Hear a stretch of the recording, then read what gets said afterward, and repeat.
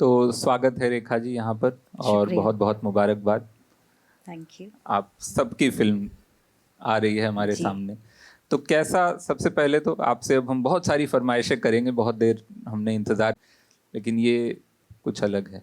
बिल्कुल बिल्कुल आसमान की फ़िल्म है तो बहुत ख़ास महसूस हो रहा है और एक्साइटमेंट है, खुशी है, साथ साथ ऑब्वियसली थोड़ी नर्वसनेस भी है, कंसर्न भी है।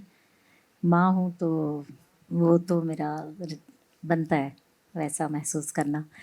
और अच्छा ये लगता है कि विशाल और हमारी ये कोशिश रही है कि हम कोशिश करते हैं, क्योंकि हमने यही सीखा है गुलजार साहब से कि मीडियोक्रिटी को जितना ना करें तो बड़ी अच्छी बात है। तो उसकी सबसे ज़्यादा खुशी है कि कहीं आसमान ने वो कोशिश की है कि मीडियोकर काम ना करें।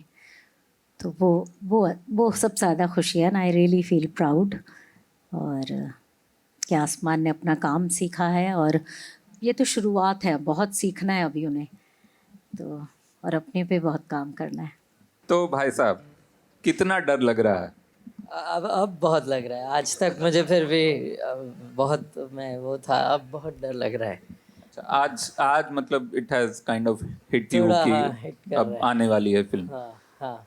तो ये कितना इंटिमिडेटिंग था ये प्रोसेस, मतलब क्योंकि यहाँ पूरी लेगेसी आपके साथ बैठी हुई है स्टेज पे, जो एक कड़ी है जिसका आपको हिस्सा माना जा रहा है और आपको वो दारोमदार उठाना है। ये डर था, ये डर लेकर चले थे, या और अगर मतलब होगा ही मेरे ख्याल से, तो उसको कैसे टैकल किया और क्या किया नहीं, उसके साथ? एक्चुअली आज तक मुझे नहीं रियलाइज हुआ था। मैं आज तक सिर्फ एक ही वो, जो तुम अच्छी फिल्म बनाओ, बाकी जो होना है वो हो जाएगा। तुम अपनी तरफ से अपना ऑनेस्ट 100% दो के अच्छी फिल्म बनानी है तुम्हें, उस पे फोकस करो। तो उस पे ही फोकस था। आज थोड़ा ऑडियंस में बैठ के जब देख रहा था सब, तब थोड़ा आज लगा कि मतलब अच्छा, तो महफिल का मजा सब ले रहे हैं तुम्हारे सिवा, ये कह रहे हो? हाँ हाँ हाँ। अच्छा, तो अच्छा, तो इतना लंबा सफ़र रहा है, बचपन से हम सब ने ही गुलजार साहब को सुना है, विशाल जी को सुना है, रेखा जी को सुना है। आपका क्या पसंदीदा कोई एक गीत, कोई नज़्म, कुछ जो गुलजार साहब का या गुलजार साहब के साथ जो विशाल जी ने बनाया हो, ऐसा कौन सा सबसे पसंदीदा गीत कौन सा है? और आप एक फरमाइश रख दें तो वो यहाँ पे पूरी हो जाएगी, मुझे ऐसा लगता है। पसंदीदा तो अपनी फिल्म का बोल सकता हूँ फिर तेरे साथ मेरा फेवरेट, तेरे साथ जीना है। मतलब मैं यही बात कह रहा था कि विशाल के साथ गानों की एक्सटेंशन हो गई है, क्योंकि वो खुद शायर हैं और समझते हैं, ज़बान समझते हैं और खींच लेते हैं मिसरा आगे। तो मैं इनके साथ साथ चल देता हूँ और मिसरा कहता हूँ, उनकी वजह से कहता हूँ। वो क्रेडिट गोज़ टू विशाल, उनकी वजह से। और क्या कॉम्पोजिशन है इस गाने की, क्या खूबसूरत कॉम्पोजिशन। थैंक यू भाई। और आसमान ने पिक्चराइज भी बहुत खूबसूरत किया, ये मैं आपको पहले से आगाह कर दूं। बहुत खूबसूरत पिक्चराइज हुआ ये, बहुत अच्छा लगा था बेटा। जी, देखा इसी था। आप अब माइक अपने पास रखें, क्योंकि एक और नज्म, अगर आप कोई प्यार भरी नज्म या तकरार भरी नज्म, जो भी आपको मेरी मुश्किल ये है कि मैं, काश मेरी 2% मेमोरी होती जावेद साहब की तरह, तो मुझे याद रहता। जावेद साहब पूरे दीवान पड़ जाते हैं। अब मुझे हर दफ़ा देख के पढ़ना पड़ता है। मैं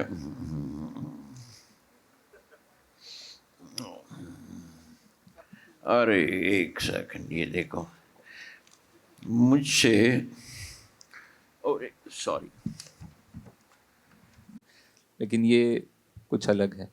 बिल्कुल बिल्कुल आसमान की फ़िल्म है तो बहुत ख़ास महसूस हो रहा है और एक्साइटमेंट है, खुशी है, साथ साथ ऑब्वियसली थोड़ी नर्वसनेस भी है, कंसर्न भी है। माँ हूँ तो वो तो मेरा बनता है वैसा महसूस करना। और अच्छा ये लगता है कि विशाल और हमारी ये कोशिश रही है कि हम कोशिश करते हैं, क्योंकि हमने यही सीखा है गुलजार साहब से कि मीडियोक्रिटी को जितना ना करें तो बड़ी अच्छी बात है। तो उसकी सबसे ज़्यादा खुशी है कि कहीं आसमान ने वो कोशिश की है कि मीडियोकर काम ना करें। तो वो सबसे ज़्यादा खुशी है ना। आई रियली फील प्राउड और कि आसमान ने अपना काम सीखा है और ये तो शुरुआत है, बहुत सीखना है अभी उन्हें तो, और अपने पे बहुत काम करना है। मतलब मैं यही बात कह रहा था कि विशाल के साथ गानों की एक्सटेंशन हो गई है, क्योंकि वो खुद शायर हैं और समझते हैं, ज़बान समझते हैं और खींच लेते हैं मिसरा आगे। तो मैं इनके साथ साथ चल देता हूँ और मिसरा कहता हूँ, उनकी वजह से कहता हूँ।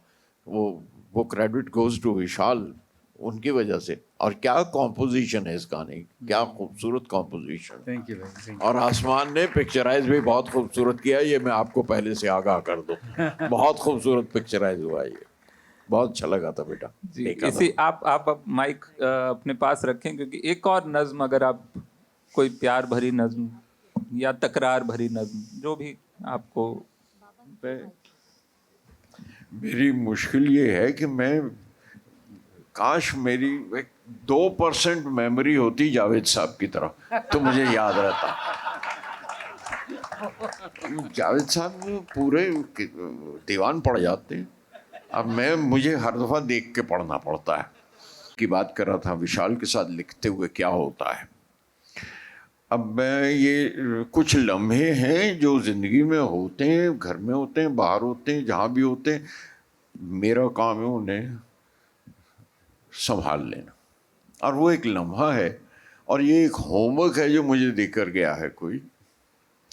वो मौसीकार है, म्यूज़िक डायरेक्टर है। वो मौसीकार है, एक धुन मुझे देकर गया है, मुझे एक ट्यून दे गया, इस पे गाना लिखना है। वो होमवर्क देने वाली बात है ना। वो मौसीकार है, एक धुन मुझे देकर गया है कि मैं अल्फाज से गिरहें लगाकर बांध दूं उसको, कहीं वो बह ना जाए।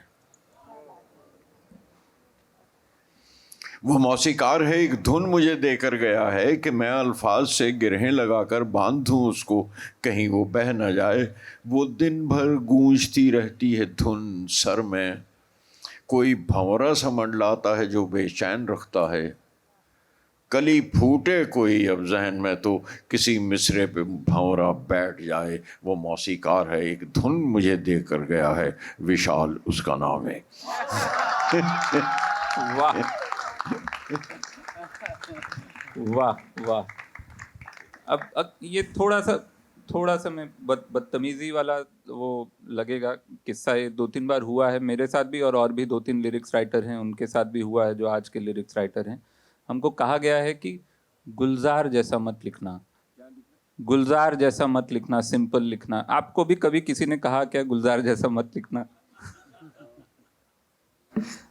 मुझे नाम लेके तो नहीं कहा, उन्होंने इस तरह से कहा कि आप अपने जैसा मत लिखिए प्लीज। हाँ, अब आपको बुरा तो लिया, आप अपने जैसा ना लिखिएगा।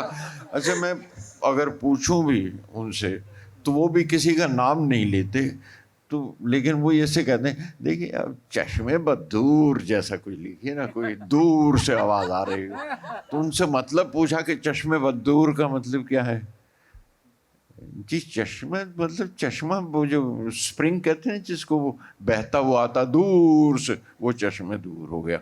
अब उनकी अपनी नॉलेज ज़बान के बारे में इतनी हो तो मैं क्या करूं।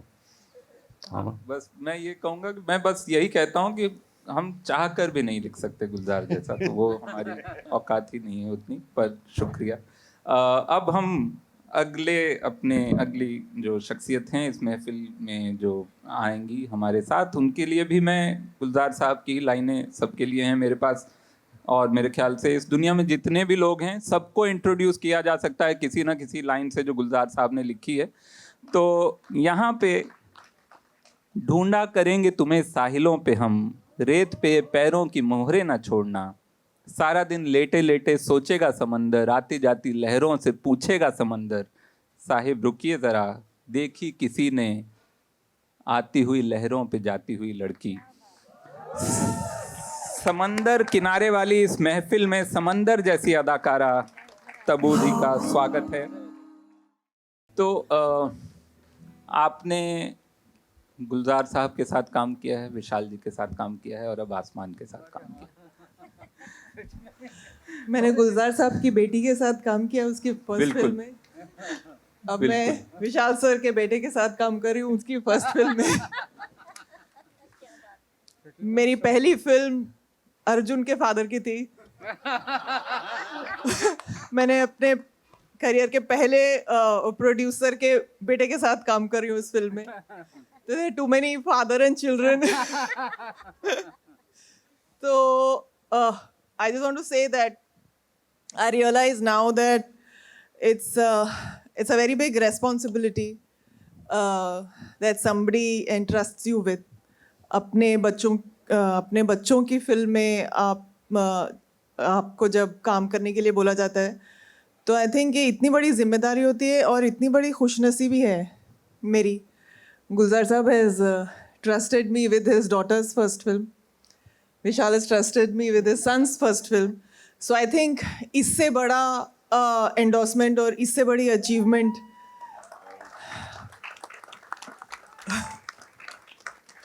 so I'm very lucky to have worked in an era with him. I'm lucky that I came into the movies and I happen to be part of this whole legacy of working with you, Gulzar Sahab, working with you. And that has enriched my journey. I don't know what to say. I have no words. And I hope I work with Asman's children also. Thank you for giving me this opportunity and trusting me with your children. Because I know what it must mean to see your children starting off in their careers and making a career of their own. तो मुझे गुलजार साहब बोलते भी थे फिलहाल के वक्त, तुम बड़ी हो, संभाल लेना। तो गुलजार साहब से पहली मुलाकात कैसी रही, याद है जब सबसे पहली बार मिली होंगी? हाँ याद है ना, बोस्कियाना में मैं गई थी and Shabana aunty had told me गुलजार साहब wants to meet you. So I was like, are you sure? से हाँ, तो मैं गई और बस बैठी थी। गुलजार साहब को जुकाम था और मैं कुछ बोल ही नहीं पाई, गुलजार साहब भी कुछ ज़्यादा बोले नहीं और मुझे स्क्रिप्ट दी माचिस की, और उस ज़माने में स्क्रिप्ट्स मिलती नहीं थी हमें। तो मैं इतना डर गई, मुझे लगा कि मुझे सारी ना याद करके जानी है अगली बार। Oh my God! तो मैं जाके पढ़ने की कोशिश की और फिर मैं गई और फिर बैठ गई 2 दिन के बाद और फिर मैंने कुछ नहीं बोला और फिर गुलजार साहब ने कुछ नहीं बोला। तो वो बस ऐसी था, लेकिन very few sentences he would say and I would try to absorb that. I was so much younger, but I was just completely, mesmerized and just overwhelmed by the idea that I'm going to be working with him. I don't know how I did and I don't know what I did, but I did something. Yeah, I got the national award.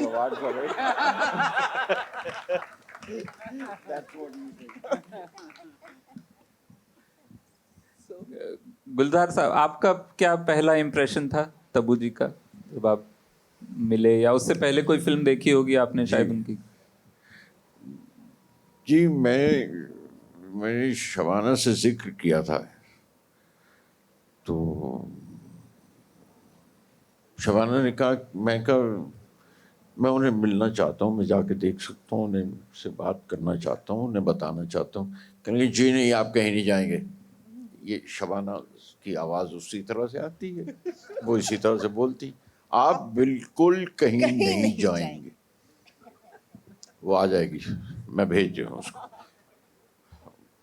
तो डांट खाने की वैसे भी हमें बहुत आदत है, तो खामोश रहे और ये आई। तो डील डॉल से पंजाबी लड़की चाहिए थी मुझे, और इतनी ऊंची मैं गई तो पिंड दी कुड़ी लगदी। तो मैं कहा ठीक है, मैं कि चाहता था थोड़ी देर बात करेंगे तो लहजा मालूम होगा। तो ये सही फरमा रही हैं कि मैंने स्क्रिप्ट दी इन्हें। मैंने कहा मैं आपसे क्या कहूँ, क्योंकि आप ये पढ़ लीजिए, ये पढ़ेंगी आप तो एक अंदाज़ा हो जाएगा क्या करना है। वो पहली मुलाकात में आप कहा, मैंने जब ये स्क्रिप्ट लेकर आई वापस दूसरी बार आके बैठी, तो मैं कहा कुछ पढ़ा भी तुमने? तो वो लहजा अपने आप इंटीमेट हो गया। वो आपसे पहली मुलाकात जो हुई उसके बाद तुम हो गया। And I knew this girl can do it, this girl will be able to do it, and that was enough. मुझे और कुछ इनका कोई ऑडियो लेने की ज़रूरत नहीं थी। और शक्ल सूरत से खूबसूरत लड़की है, तो खूबसूरत लग रही है और पंजाबन लग रही है, तो मैं कहा बस बहुत है मेरे लिए।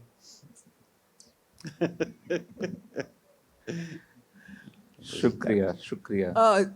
गुलजार साहब ना हमको जब जब उन्हें लगता था कि हमने अच्छा शॉट दिया तो एक टॉफी दिया करते थे, ये इनकी आदत। एक टॉफी तो कभी कभी ना सबसे छुपा के मुझे देते थे। सब नए नए थे ना, जब हम सब नए थे, but you know Rocky and Jimmy they all new. So कभी कभी मैं बोलती थी मुझे 2 चाहिए, तो मुझे छुपा के ऐसे 2-3 दे देते थे सबसे। ये एक रवायत रही मेरी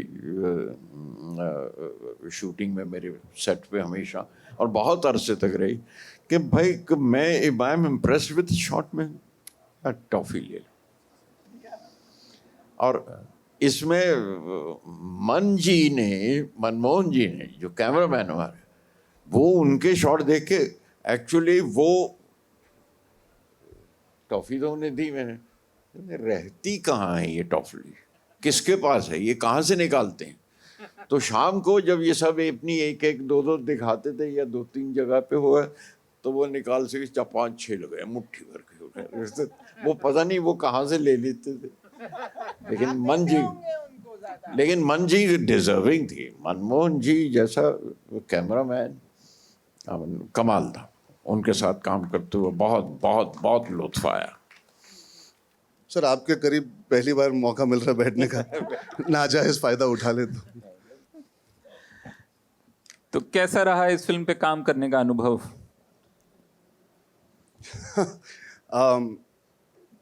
कुछ बोलूं उसके पहले मैं बस आज के लिए थैंक यू कहना चाहूँगा। ये फिल्म हमने बनाई है and we are very proud of it, लेकिन I am a little emotional because मैं जब छोटा था ना, मम्मी को बहुत पसंद था ऐसी महफिलों में आना।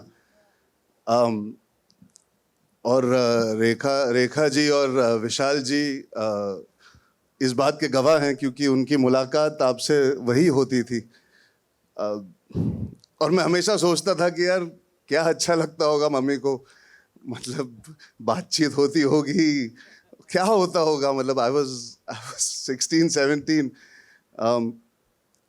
आज यहाँ बैठ के मुझे मम्मी की बहुत याद आई, और उसके लिए थैंक यू, बिकॉज वो बहुत अच्छी याद है, क्योंकि मैं कहीं ना कहीं सोचता हूँ कि आज मॉम मेरे साथ बैठ के ये देख रही थी। तो thank you for giving me this amazing feeling of remembering my mom. Music में ऐसी पावर है, आई थिंक आर्ट में ऐसी पावर है, हम कभी कभी इमोशनल हो जाते हैं। तो आज मैं फिल्म से थोड़ा परे होकर I was just remembering mom. So I want to thank Gulzar Sahab, his words, Vishal sir, Rekha ma'am, की ये जो पावर है आपके आर्ट की, जो इतने सालों से हमें इमोशनल कर रही है। आज जेन्युइनली मैं यहाँ बैठा हुआ था और मैं आप सबके साथ समय बिता चुका हूँ, लेकिन I genuinely felt very very overwhelmed. So thank you for tonight, thank you from the bottom of my heart. पर हाँ, मज़ा बहुत आया पिक्चर करके। मैं विशाल जी के पास गया था बहुत साल पहले, और ये बहुत इंटरेस्टिंग इंसिडेंट है। मैं विशाल जी के ऑफिस गया था जब मैं एक्टर नहीं था, और मैं कमीने देख के पागल हो गया था। 3 बार देखी थी, उसके बाद इश्किया लगी थी, और मैंने कहा चलो अब जाके मिलता हूँ। मैं गया था, और इसी वजह से था क्योंकि मम्मी जानती थी रेखा मैम और विशाल सर को। तो मैंने जब एक्टर बनने का फैसला किया, फ़ोटो खिंचवाई, और मैं अपना लैपटॉप लेके पहुंचा विशाल सर के ऑफिस। और मैंने उन्हें कहा सर मैं एक्टर बनना चाहता हूँ। उन्हें फ़ोटोज़ देखा, और मैंने कहा मैं जानता हूँ कि आप मुझे इस वक्त कास्ट नहीं कर पाएंगे, लेकिन मैं आपकी प्रोडक्शन में भी काम करना चाहूँगा। मैंने ये 12 साल पहले कहा था, और आज वो सपना मेरा पूरा हो ही गया उनके बेटे के ज़रिए। So thank you Vishal sir, thank you Aasmaan. And I think life comes a full circle. देर आए पर दुरुस्त आए. मुझे इस स्टीम कंपनी में मौका मिला है बैठने का, तो I am very very happy. I think this is why I did the film, to work with people who can make me better. Tabu के सामने मैं क्या ही कहूँ. I think I am just very very happy that Aasmaan was able to get an onsong जहाँ पे पूरी ज़िंदगी बीत जाती है एक्टरों की, और वो इस तरह के आर्टिस्ट के साथ एक साथ काम छोड़ो अलग अलग भी काम नहीं कर पाते. तो मैं खुश नसीब हूँ कि मुझे ऐसी ऑनसॉन्ग मिली, ऐसे टेक्नीशियंस मिले, और ऐसी एक फिल्म मिली जहाँ पे मैं जेन्यूनली अपने आप को भाग्यशाली समझता हूँ कि लुत्फ भी उठा पाया काम करने का और साथ में बहुत कुछ सीख भी पाया. So I am really grateful for that, and thank you Aasmaan for trusting me. I'm very, very proud and very, very happy that we managed to, as two kids, be able to be part of something that perhaps will be there for posterity. Thank you so much. आप लोगों के लिए अभी ये शुरुआती दौर है as compare to Tabu जी और अर्जुन. तो क्या आपके क्या मतलब एक्सपेक्टेशन थे? कितना आपको भी, जैसा मैंने आसमान से पूछा, कितना डर लग रहा था? आपको डर लग रहा था? जी, अगर मुझे विशाल जी की मूवी में या अभी आसमान की मूवी में चौकीदार या एक पासिंग भी करने का मौका मिलता, मैं तब भी करती. लाइक मैं इतना प्यार करती हूँ उनको, मैं अपने घर जैसा मानती हूँ उनको. एंड मैं इन्हीं की जब मैंने मूवीज़ देखी थी, मेरे अंदर एक आवाज़ आई थी कि मुझे भी ये करना है. तो यही लोग वो रीज़न है. And I feel so fortunate and so grateful that I got to be a part of Asman's first film. डर बहुत ज़्यादा था उस टाइम पे. पता नहीं शूट करने के टाइम कुछ बटन है अंदर के जहाँ पर सिर्फ किरदार दिखते हैं, लेकिन जब मैं ट्रेलर देखती हूँ उसके बाद तो मुझे रियलाइज़ होता है क्या मैंने इनके साथ काम कर लिया है. सो तब बहुत रोती हूँ मैं. बट बहुत बहुत सीखने को मिला और बहुत अच्छा एक्सपीरियंस था. शार्दुल? मतलब मैं नीचे बैठ के वही सोच रहा था कि मुझे 2 साल पहले किसी ने कहा होता कि मैं और राधिका एक गाने में होंगे और विशाल जी उसे गाएंगे और मैं नीचे बैठा होऊंगा और मैं सुनूंगा, तो मैं बोलता चल हट. तो यही है जवाब. तो अब मैं इस महफिल के हम करीब करीब एकदम अंतिम पड़ाव पे आ गए हैं. मैं अब आमंत्रित करूंगा इस फिल्म के producers mister Luv Ranjan. Is mister Luv Ranjan here? Mister Luv Ranjan from Luv films and mister Shiv Channa and mister Ankur Garg from T Series. Please come on stage if you are around. इस फिल्म में लव का बहुत बड़ा कंट्रीब्यूशन है, और स्पेशली एक चीज़ मैं मेंशन करना चाहूँगा कि ये फिल्म पहले अर्जुन को सुनाई थी, और अर्जुन को जब फिल्म पसंद आई तो अर्जुन लव को लेके आए मेरे पास. और अर्जुन ने जब ये स्क्रिप्ट सुनी तो एक रोल सुन के उसने बोला कि ये रोल हम फीमेल नहीं कर सकते हैं और तब्बू जी को नहीं ले सकते हैं. So that was the brilliant stroke, and that was Tabu came in this film because Love gave this idea. Thank you, Love, for that. कमाल. So आप लोग हाँ, अब हम जूक बॉक्स रिलीज करेंगे, लेकिन उससे पहले मैं चाहता था कि आप लोग भी अपने कुछ थॉट्स इस फिल्म को लेकर, आपका कैसा रहा एक्सपीरियंस. शुरू करते हैं लव रंजन साहब से. यार एक्सपीरियंस से ज़्यादा मेरे लिए क्या है, मैं बहुत ज़्यादा बड़ा फ़ैन था विशाल जी का, आज भी हूँ. मतलब मैं उतना बड़ा फ़ैन था कि मैं जब पढ़ाई कर रहा था तो मैं 2 बस बदल के LA में ओमकारा देखने गया था. मैंने जो मेरी पहली फिल्म के म्यूज़िक डायरेक्टर्स थे, हितेश, सोनिक और क्लिंटन, मैं उनके पास भी इसीलिए गया था क्योंकि वो ओमकारा के म्यूज़िक प्रोड्यूसर्स थे. मुझे पता था कि उतनी औकात तो है नहीं कि विशाल जी करें उस टाइम पे, तो मैं कहा चलो लेकिन उनसे करा लेता हूँ, आसपास रहेगी बात.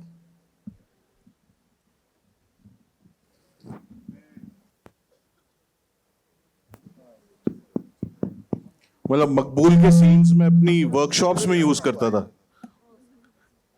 तो हाँ, अच्छा, डायरेक्टर को डायरेक्ट करने का मौका बहुत कम मिलता है। तो जब नए एक्टर्स के साथ काम कर रहा था तो उनके साथ जब वर्कशॉप्स होती थी तो उसमें मकबूल के सीन्स हम एज रेफरेंस यूज करते थे। वो हमारा प्यार तो पाक था ना मियाँ, वो मैंने कितने एक्टर से कराया, कितनी बार कराया है। तो मेरे लिए तो ये था कि मैं तो जब मसूरी उनसे मिलने गया था, वो 2 दिन जो रहा था उसमें मेरी तृप्ति हो गई थी। ये तो हमने ऐसे मस्ती में बना ली। क्या बात है, शुक्रिया। आप कुछ कहना चाहेंगे? मैं कुछ ना ही कहूँ तो बेटर है। इस स्टेज पे जिस तरीके के शब्द यूज हो रहे हैं, वो यहाँ है, मैं यहाँ हूँ, सो मैं जितना चुप रहूंगा उतना अच्छा है।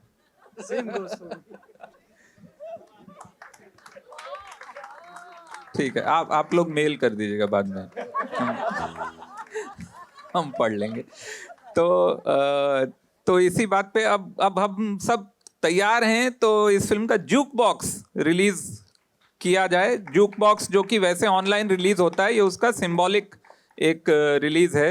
यहाँ पे ऐसा कुछ भी हमारे पास टेक्नोलॉजी अभी नहीं आई है कि हम इस गत्ते को दबाएं बटन तो जूक बॉक्स लॉन्च हो जाए कहीं पे यूट्यूब पे, लेकिन एक रस्म है जिसकी अदायगी जरूरी है, तो वो हम करने जाएंगे। प्लीज आप